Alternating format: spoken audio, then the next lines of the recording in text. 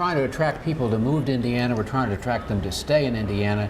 And unless we do some things in order to make Indiana competitive, we're going to lose out. Well, and I think that that's a good place where we start to think about, just from an infrastructure perspective, defining what we're talking about, because some folks hear the word infrastructure and they think, okay, we're talking about roads and bridges. Some folks hear infrastructure and we're talking about all of the things that help to move people and freight, including roads, bridges, rails, locks and dams, and then also sidewalks, multi-use trails. Then you take that one step farther and you say, okay, infrastructure also includes water, and how do you get water to people and wastewater? And then you can make that one step broader and you say there's a broadband component to infrastructure. So infrastructure broadly has a lot of different silos that goes down within, and I think we have to think about almost what we're trying to achieve with each one of those silos. And infrastructure really is important in determining who's going to move here and who's going to stay here, both for firms and companies. But the other point we got to remember about infrastructure is what's infrastructure in Rising Sun or Paoli may not be the same as what's infrastructure in the metropolitan area. And that kind of makes sense because the types of firms and people who are going to live in Rising Sun or Paoli aren't the same as the kinds of Marion County. One of the problems we've had over the years is that the way we pay it is based on maybe 20th century tax districts, and our population and our economic engines have grown larger than those old geographical tax districts, and it's tough because nobody wants to give, they want it painless. So I think that there's, and this goes back to kind of the defining what we're trying to accomplish, but I think it backs into what you're talking about, is infrastructure does one of two things at least. And it can be infrastructure that moves people, services, goods, across, or information across some sort of network, or it can be there for economic development. In reality, it does both, but we have to think about what we're trying to accomplish. Is the purpose of the infrastructure investment to move stuff, or is it to do economic development? Also, can you sustain the investment? How can you invest, and how can you have that a public-private partnership in order to get it done? I mean, that's the scene. Nobody wants to. Private sector doesn't want to pay for all of it. Public sector doesn't want to pay for all of it, but they both end up benefiting, and the population benefits. But to get someone to commit to do that is a big problem. And in part because I think oftentimes we think one step beneath the big question. And the big question is, what is it that we're trying to accomplish? What is it we're trying to achieve?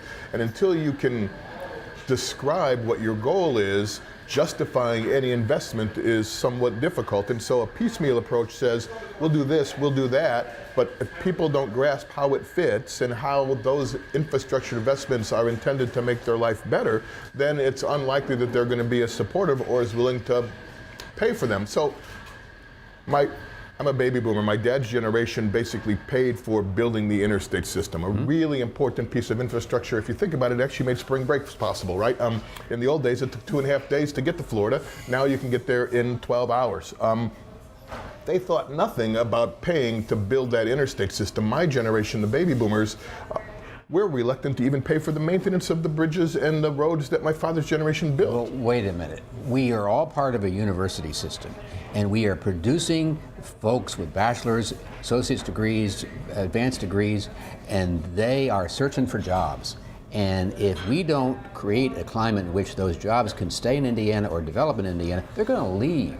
And then our tax base is just going to be stagnant. I mean, we've got to have a concerted effort to try to do many things together and move Indiana ahead, or we're going to be losing our population. And so when you start thinking about infrastructure, the metropolitan areas are in a position where their challenge is, how do we make the investments that enable us to capitalize on the economic opportunity that metropolitan areas provide the state?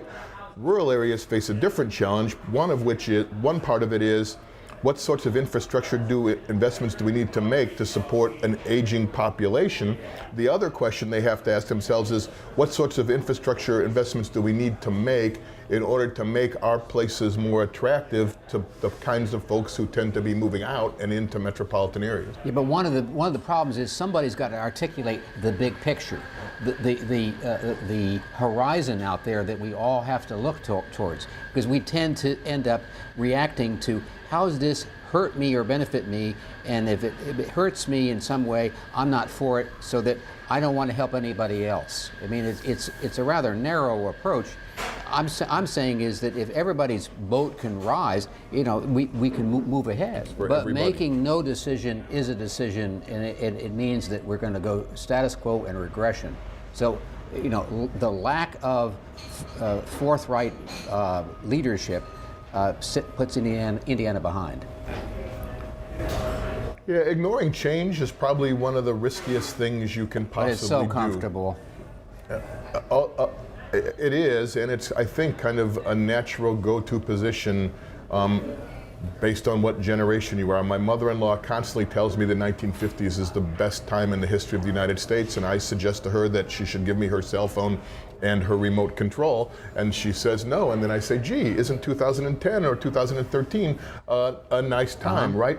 Ignoring change is really, really easy, but if you're going to make good public policy, you want to understand change, and then you want to use that change to provide you opportunity to make progress. Well, it used to be that somebody came into Indianapolis and they said, okay, we want to do this and this, so we're not ready. So they waited. Today, if someone wants to come to invest in Indianapolis or Indiana, if we're not ready, it goes somewhere else instantly.